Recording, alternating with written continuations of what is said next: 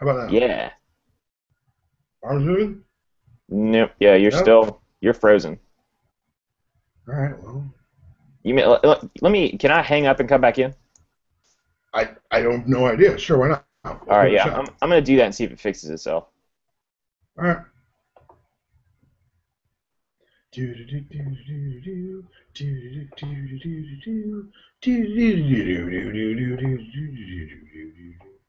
Probably should have asked if I need to re-invite him. I'll figure it out. He'll text me if I have to re-invite him. That Okay. was. Are you back? Yeah, yeah, and you're unfrozen. Okay, I was saying to myself, like, I wonder if I should re-invite him. I'll just, he'll text me if I have to re-invite him. Like, I was having a legitimate conversation with myself. That's good. Nice. This is good. NFL, not sports. Tagging this bad boy up. All right, the post is up. I'm going to share it on Facebook and Twitter, and then we can get started. Um, this is going to be funner All right. without Chad. Chad's just avoiding podcasts. Yeah. We're going. The first topic is heel Jason. Like, this is ridiculous. Like, I wrote that before you wrote this morning. Nice. The Johnny Football middle finger, Yeah. which is a big non-story, but it's a fun story. The wild card story is hilarious. I'll read the article to you. Okay. It is amazing. This guy, I'm not saying he's a hero. I don't want to toss that word around, but Yeah. if you were to call him a hero, I wouldn't condemn you. Yeah. Um, While you do this, I'm gonna move downstairs where there's better Wi-Fi. you're fine. You're fine. The halftime is going to redefine the fact that you're a good person, I'm a bad person. All right. It's one of those that I was really excited to have Chad on so we could like double team you, but now it's just going to look like a serious dichotomy of like which one of us has our priorities in order. I'm going to look terrible coming out of that, but I'm fine with it. I don't care. After halftime is the Outside Power 5 selling beer, which I think is an amazing story, but I could see people getting up in arms. Second to last topic is Braxton Miller. Do you have any other wild card article? I had the one article I really wanted to go over because it is hilarious. But if you don't have anything, I can cut it after Braxton Miller. Wild card article. No, nothing I can think of off the top of my head. If I get anything, I'll like put it in the chat. Yeah. Toss it in the chat and we'll read it and make fun of it or whatever. Make sure the post works.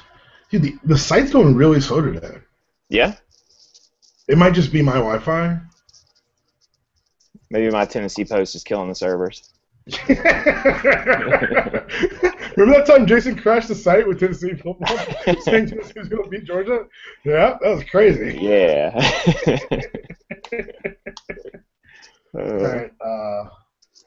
What was the podcast that came out earlier this week called? Was it the Extensive Personnel Preview? Yeah, I I think. want to make sure I cite it properly when I make fun of you. Why did we call it Extensive Personnel Preview when we were doing the schedule? No, I'm sorry. That was the personnel preview was on Tuesday. Oh, okay. That one was the game-by-game preview. Yeah. Which I probably should have looked at before guessing. But whatever. As the kids say, YOLO. So. Indeed. Do the kids still say that? You're a teacher. Do the kids still YOLO? Not in grad school, but grad school kids. Your grad school kids are too cool to YOLO. I see. Well, grad school kids have never been cool enough to YOLO, probably. Fair enough. Also a counterpoint. Let's make sure everything's working here.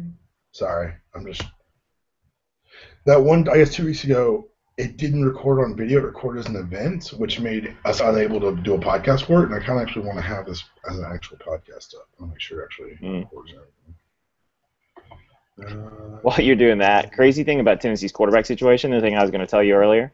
So they have Nathan Peterman who comes in against Florida and literally is the worst quarterback you've ever seen. And then they start, after Worley got hurt, they start this guy named Josh Dobbs, who's like a athlete quarterback, right?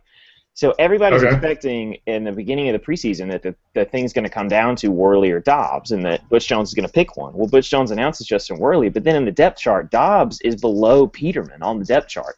It's like this Dobbs kid, everybody thought was the starter in the foreseeable future for Tennessee after Worley left, and he's getting beat out by the guy who played literally the worst game of college football I've ever seen.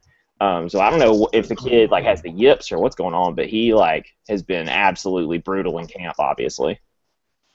That's really sad. Yeah, like it's like sad, and then it's like a you want to have a Hard Knocks Tennessee just so you can see what is going on, No, I because like how can't. bad do you have to play, like how Maybe he's bad one of is those. it? Maybe he's one of those guys who does it in practice and can't do it on the field. Like, I mean, Yeah, like I've known guys like that who are just practice All Americans, and you put them in a game situation, and all of a sudden, like, oh yeah, you're terrible at football. I'd forgotten.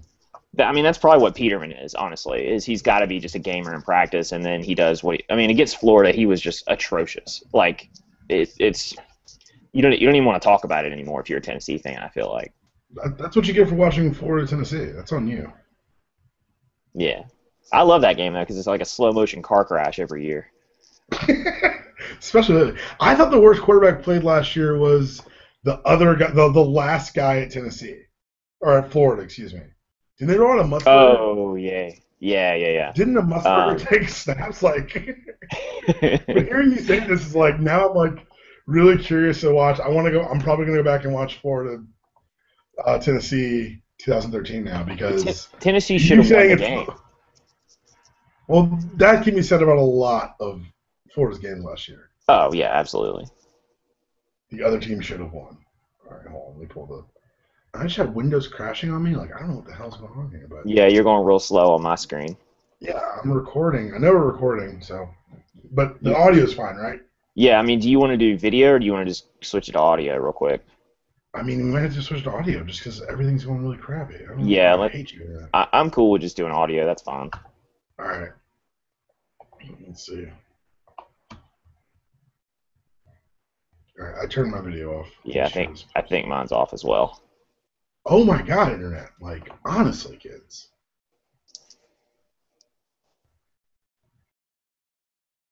Ridiculous. All right, we're gonna get started. Uh, Andrew, you're listening to this. This is when we're gonna actually start the podcast. So start editing here. All right, welcome back to Dude You Podcast, brought to you by DudeYouCrazy.net, your one-stop shop for Georgia football and everything else SEC. We're here with your last weekly hangover. This started because we needed podcast content, quite frankly, and because Saturdays without college football are the saddest Saturdays there are. It started off as a joke between me and Andrew. We made up lots of funny names, but it turned into something that's been fun. It's been enjoyable. We've had guests on. We've had our friends on. We've made fun of lots of stories, and we'll be back next year once the season ends with something else similar to this, if not hangover again. Thanks for everyone who's listened, everyone who's downloaded. You can find us, as always, Dude You Podcast on iTunes and on Stitcher Radio. You can also find us now over at Dog Sports Radio. Is that it, Jason? Dog Sports Oh Radio? yeah, Dog Sports Radio.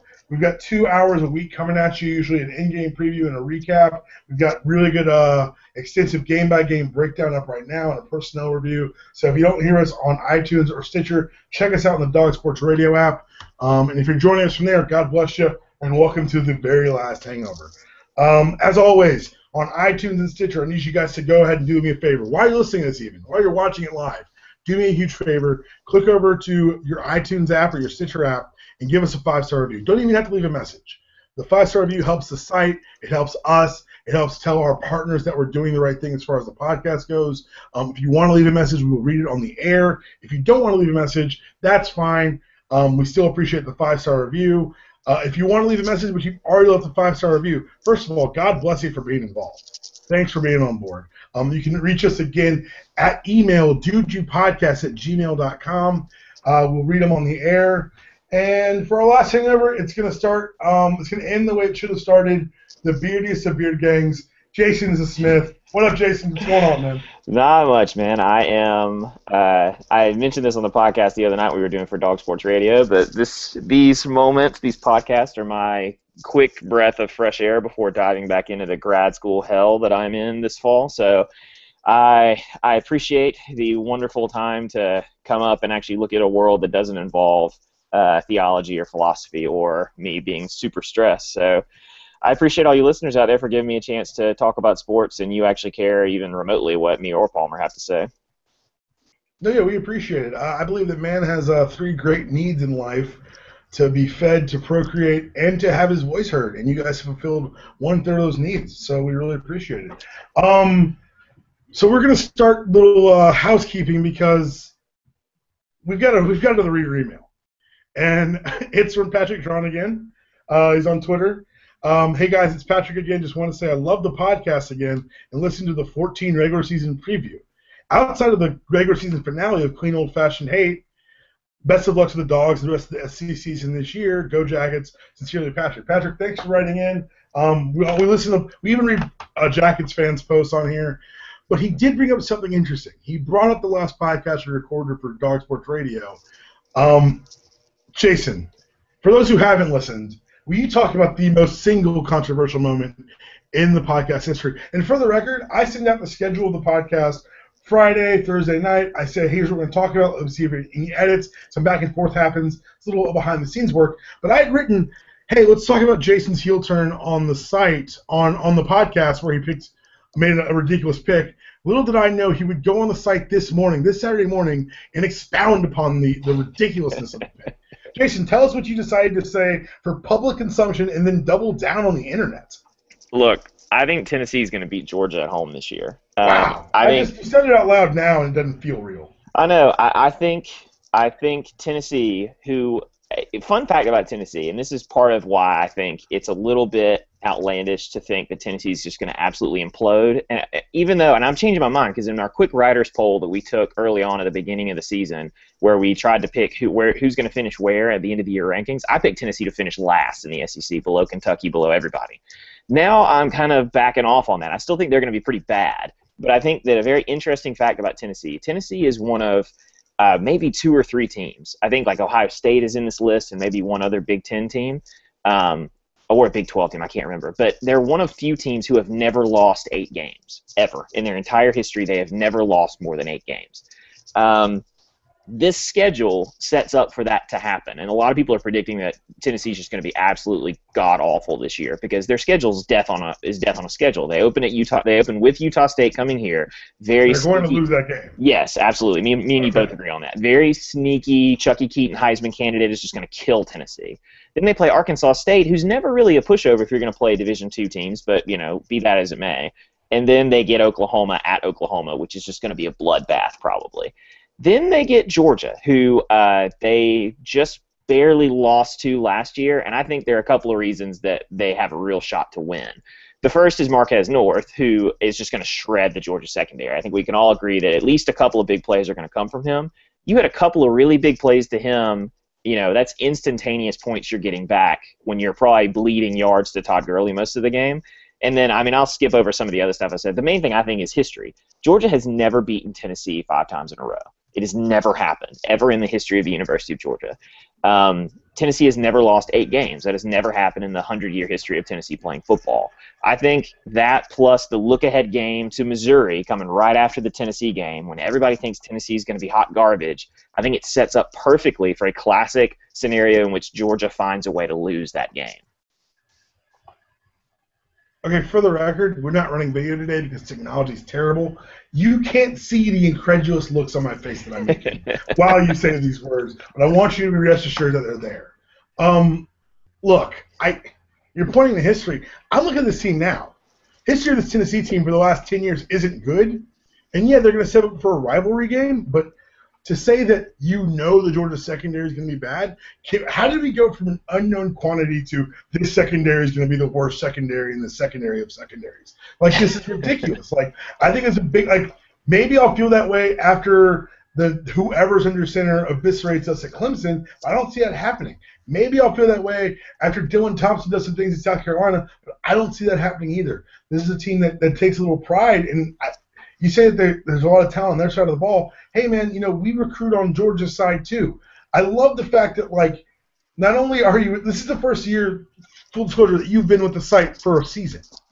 So it's going to be nice to have someone who is that pessimistic Georgia fan for me to rub their faces in it when Georgia does well. I normally have to create a straw man to argue with. You are my foil, Jason Smith. Yep. For those of you who have never followed pro wrestling, for the record, good guys are called faces, bad guys are called heels. This is heel Jason.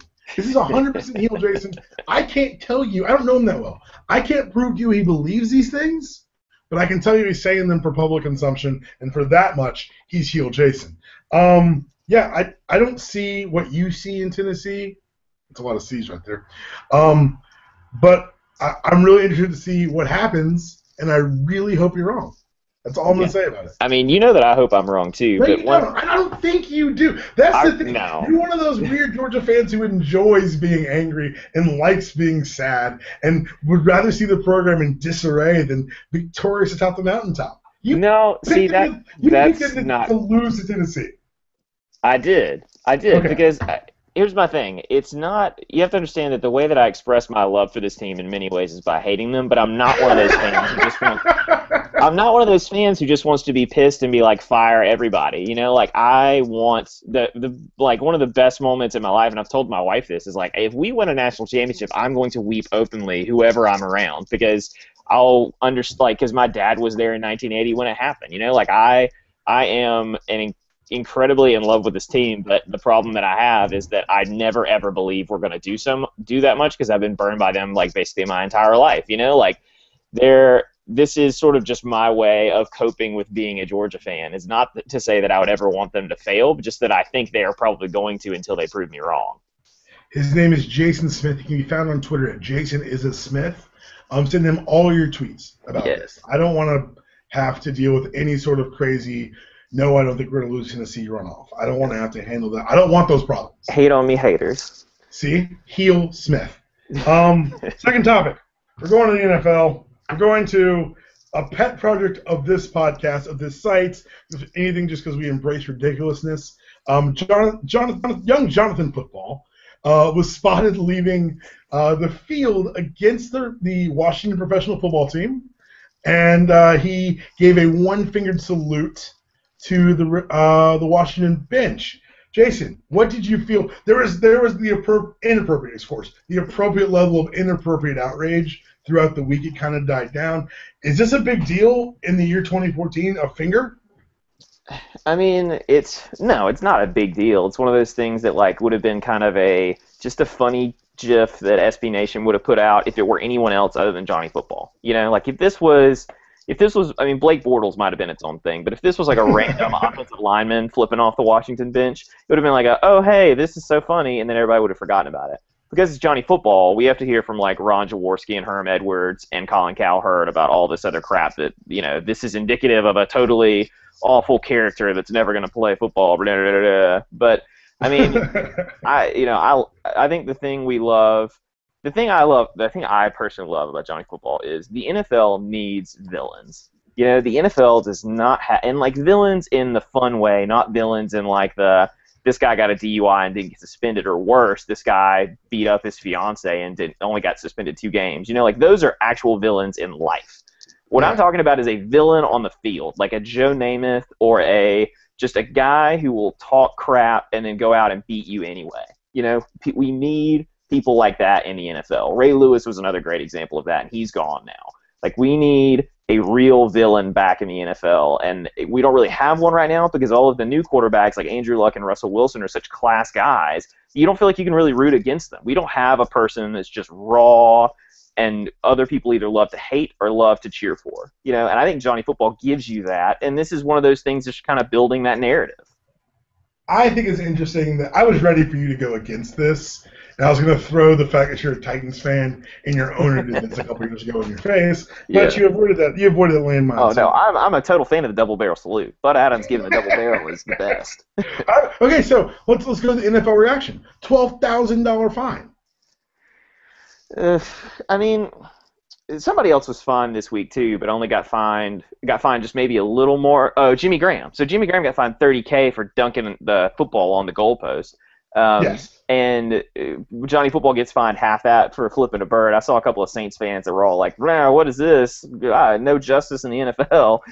And so, I mean, I don't know. I mean, yeah, you get fined. I hate fining rookies anytime because you know rookies are getting so screwed over of having to pay for so much stuff. And I mean, yeah, they're making money, but they're not making that much money. They're not making Sam Bradford money with the rookie page scale. Certainly not. And so fining rookies anything always feels a little dirty to me, especially when it's like it didn't hurt anybody. It's not like anytime Roger Goodell does any discipline now for this next year, you're always going to be comparing it now to Ray Rice. It's like this will always be the guy that suspended Ray Rice for 2 games doing something hypocritical.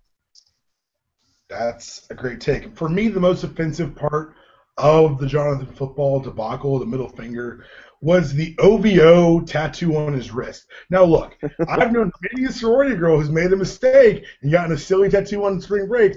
This guy's an adult who's decided that I like Drake so much, I'm going to get his record label or crew, whatever OVO is. I'm so glad I'm not young anymore and don't know these things.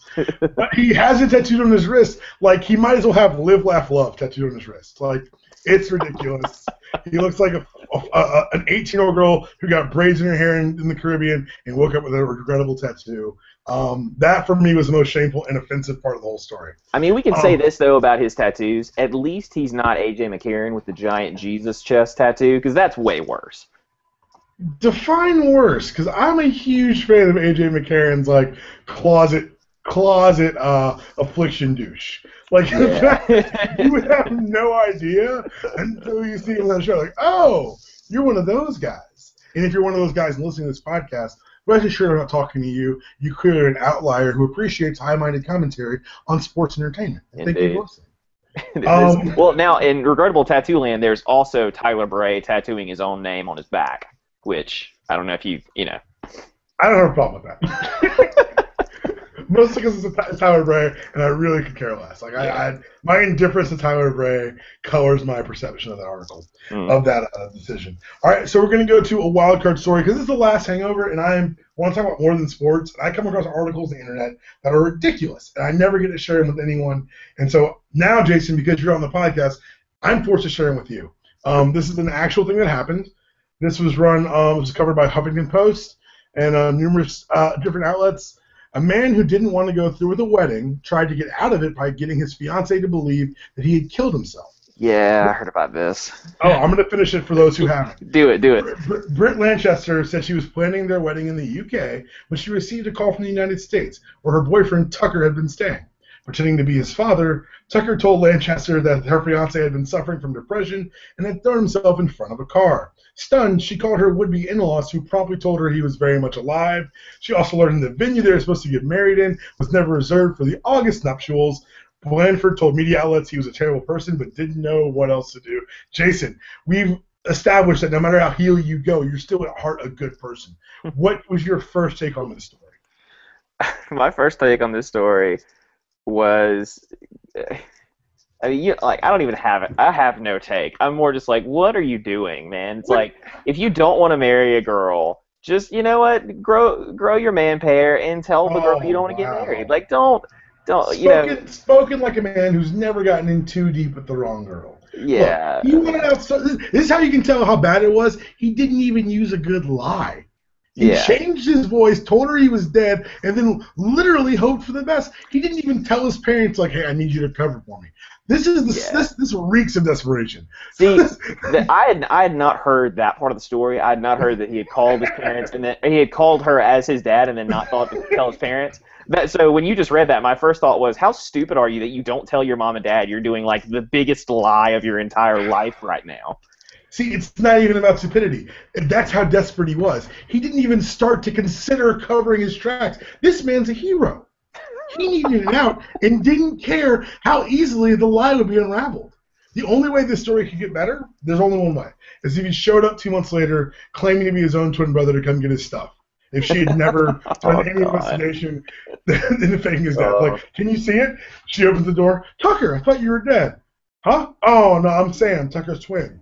Here to get his stuff. He never mentioned me. Just like him, God rest his soul. Hey, where are the boxes?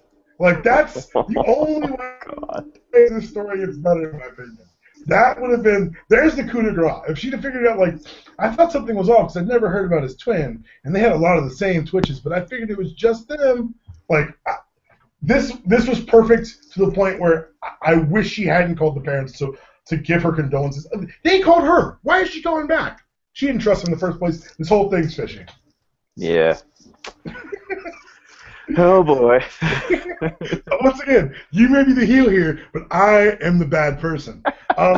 Before we head into halftime, we're going to take a quick moment and point everyone who's listening to our partners over at UGA Vault.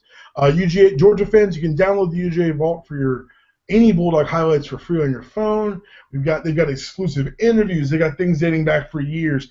We've always wanted that go-to resource to settle a bar argument or to make Florida fans feel bad about themselves. Mm-hmm. You can do that and have that in the palm of your hand. Just go to the iTunes App Store or click on the site. There's a banner on the left side. Click there, download the app, and have fun mocking your inferior SEC friends. All right, I got a halftime. It's going to reinforce the fact that I'm a bad person. Sorry, Mom and Dad. All right, Jason. You're given two choices. Okay. You're given any sum of money at all, or you're given guaranteed world peace.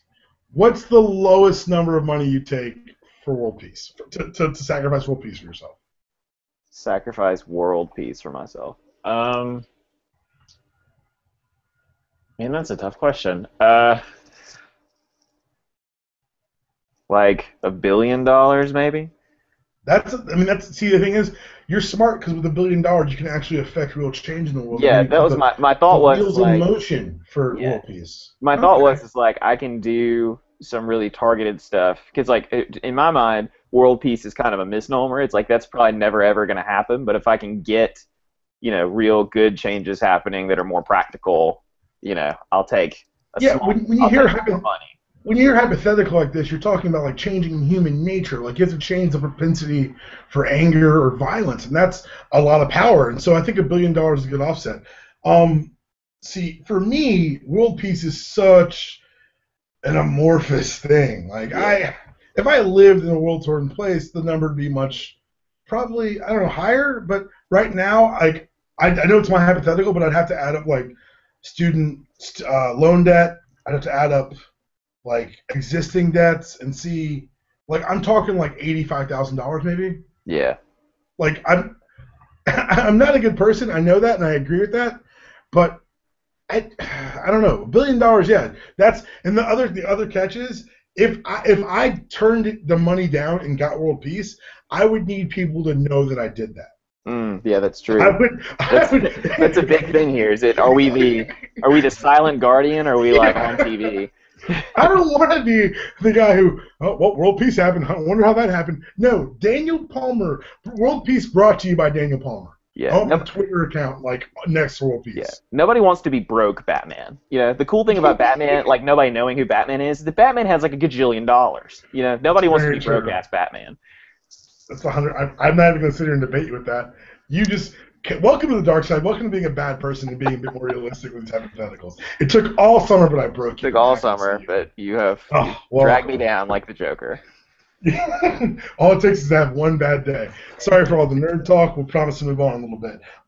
Okay, next story. So outside the Power 5 conference, which is still a ridiculous name to call anything, very self-important.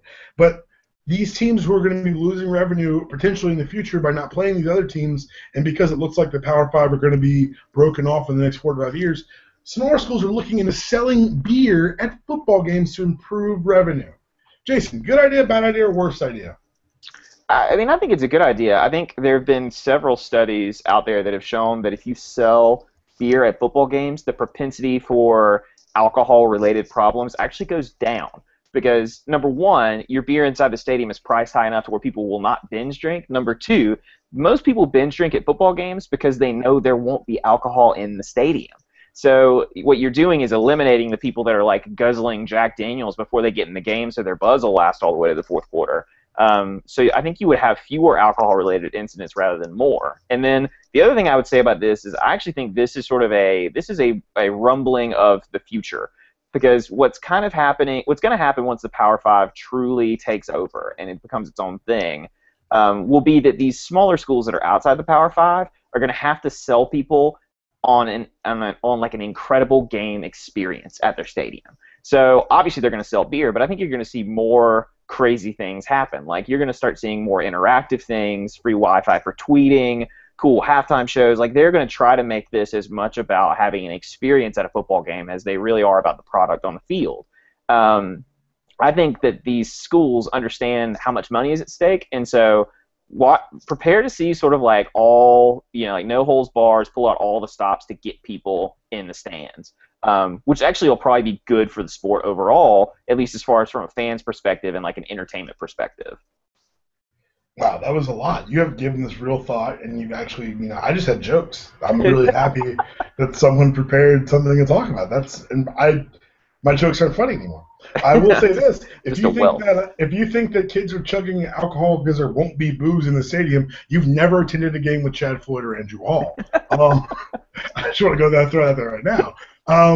I think that most of the pushback comes from people saying, "Oh, underage kids are going to drink." Well, what the hell do you think they're doing now? Yeah.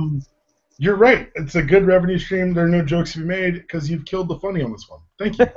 I'm an assassin of funny. You came here. You advocated Tennessee winning. You joined me in the bad person club, and now you've sucked the fun out of beer and football games. I'm just crapping all over this podcast. Heel Jason. Full effect. Let's talk about something that's down the line. You and I both have our own opinions on the playoff, which will probably be expounded upon as the season goes on. Yeah. But something that's one of the big aspects of the playoff was said that it'd be a more even playing field for more teams.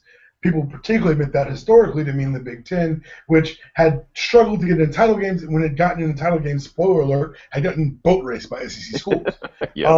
So a big thing this year with Braxton Miller's return to Ohio State, Urban Meyer's first year really without any sort of anything hanging over his head. He was going to be the focal point, the Heisman frontrunner, the leader of that team. But we learned late last week that he's out for the season. What do you think this means for the playoff system as a whole right now? And could this mean a larger opportunity for a second SEC squad to get into that 14 playoff?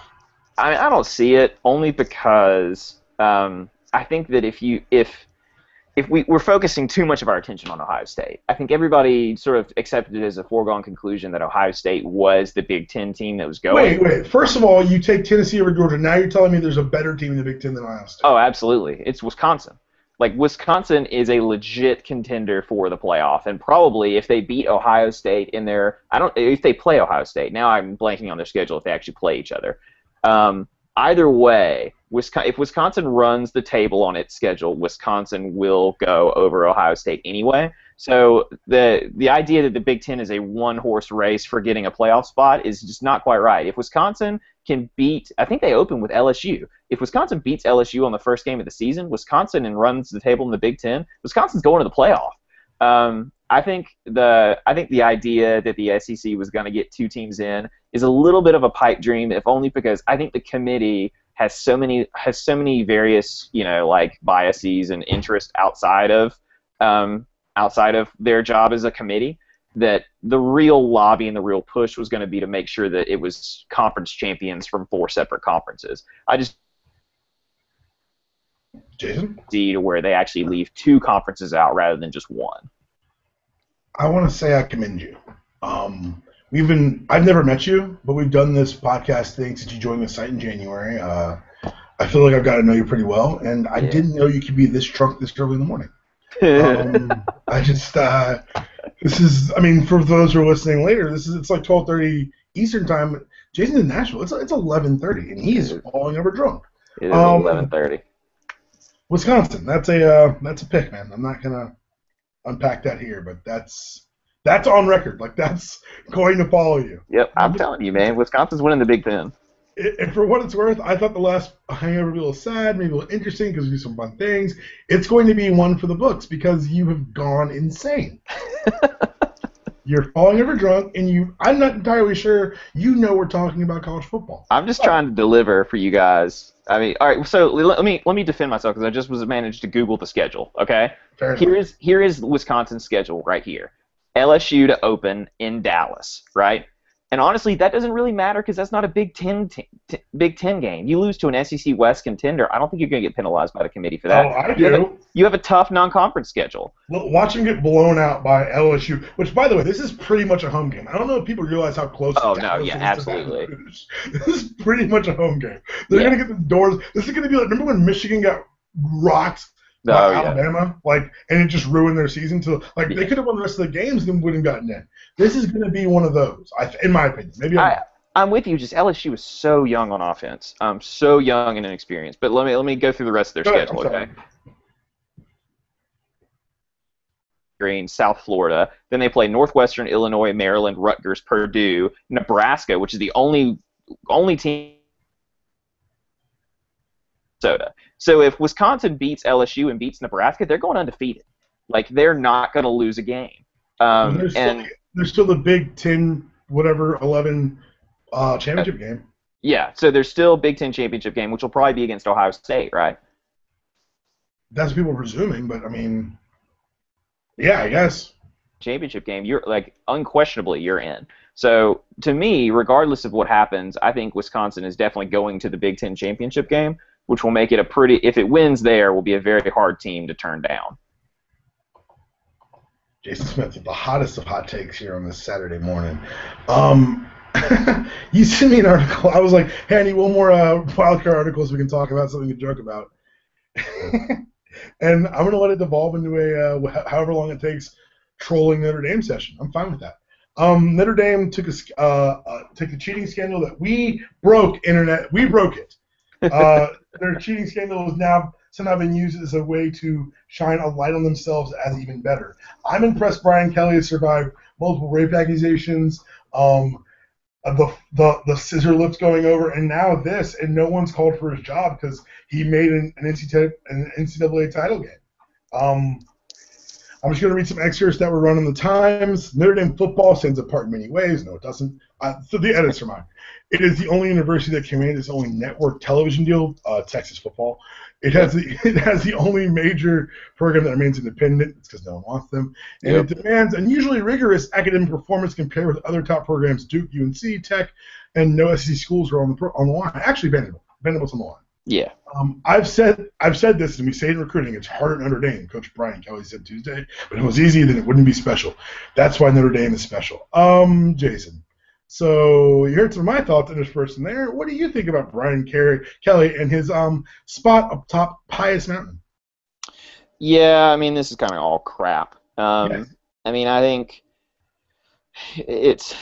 Notre Dame is one of those odd things to where you feel like there's so much of a history there, but in reality what happened is that Notre Dame basically was the only team anybody showed on TV for like team broadcast from like 1950 to 1975. I think we'd be just as special as Notre Dame, I just think it's interesting because the self-love of Notre Dame is very much like it's an insular system. It's a cyclical system. Like all the love for Notre Dame comes from either former Notre Dame guys or people who are so blinded by the realities of college sport. Like they're saying that, oh, I'd be shocked beyond belief, said one of the professors who was quoted in the article. It's just not something I think could or would happen here. Spoiler alert, that professor of chemical engineering who said that, his name is Paul McGinn. He was roomed with football players at Notre Dame 40 years ago. So I think that the alma mater's declaration that the glory's mantle cloaks thee, like people think that this can't happen there because why? The quotes in the article, like if you guys go to the Times and read them, or you go to Deadspin and read the excerpts, the quotes are from guys who are professors at Notre Dame, which on the one hand says, oh, they're professors, they're the pillars of higher learning, everybody should listen, but each professor interviews also an alumni and also holds these golden numbers, which, by the way, are being tarnished with that awful ND sticker this year for at least one game, which I'm out. That was the last vestige they could have sold me on. Like, at least we don't have things on our helmets. I'm like, well, that's true. Yeah. It's a clean, classic look. Oh, the ND's here. I'm out. The Under Armour, I don't know if it's Under Armour or Nike or whoever it is. Have you seen the underfit shirts they're wearing under the pads this year? No. Oh, they're glorious. There's a fleur-de-lis for no good reason. Like, there's a gradient from blue to gold. It's horrible. Notre Dame, congratulations. You're Maryland. Here's the one thing that I would say about this, though. You would be hard-pressed to find any other school where if you get a faculty member the football team to school, you know what I mean? Like most faculty members at institutions of higher learning are like, the football team is sucking money out of scholarships, they're cheating, they're getting free rides through, there's so much pressure on us to pass them, it's hurting academics, they don't respond to the same rules, and yet somehow at Notre Dame you can find 2 or 3 dopes who are like, Notre Dame's the best thing ever, and all of these football players are angels, and it's great. And anyone who says otherwise will be fired or forced to man the scissor lift. That was terrible. I'm the worst person on this podcast yet again. Thanks for listening to All the Hangovers. Seriously, guys, this is a fun little project we put together to entertain ourselves in the offseason, and we hope we entertained you guys as well. Jason, tell them where they can find your stuff. Tell them what you tweet about. Like, I want to get a little background of the tweets. Yeah, so you can find me on the Twitters at Jason is a Smith. I tweet about usually, obviously, since you're getting a flavor of what my tweets are sort of like with this Tennessee article. I tend to tweet despairing thoughts about Georgia football. I tend to be entirely and utterly pessimistic. I also tweet a lot about soccer. I'm the resident soccer fan here on staff, which means, I post a couple articles that nobody reads. Sure. And then I am a PhD in theology, so every now and then you'll see me tweet about a social issue, but mostly it's going to be sports because Twitter's meant to be fun and not so serious. Fair enough. I'm at DPalm66 on Twitter. Reach out there at me, talk to me, make fun of me, whatever. I tweet about Georgia football. I complain about the Falcons. I've gotten back into pro wrestling somehow, so I tweet about pro wrestling now. I Nice. tweet about hip hop and I tweet about booze, and that's pretty much what you're going to get with my Twitter account, and also nerdy things because I love comic books. As we digressed through our Joker conversation earlier today, find all our stuff we write at dudeyoucrazy.net. Find some of Jason's stuff over at bourbonbraintrust.com. And maybe Palmer stuff one day. Maybe Palmer stuff one of these days. Again, find the podcast, iTunes, Stitcher. We need the 5-star reviews. I'm not begging, but I'm totally begging. Please leave them. Email us at dudeypodcast@gmail.com. Find our Georgia-specific podcasts over at Dog Sports Radio. And we'll be back in touch after the offseason, and I'm sure I'll talk to you guys before then.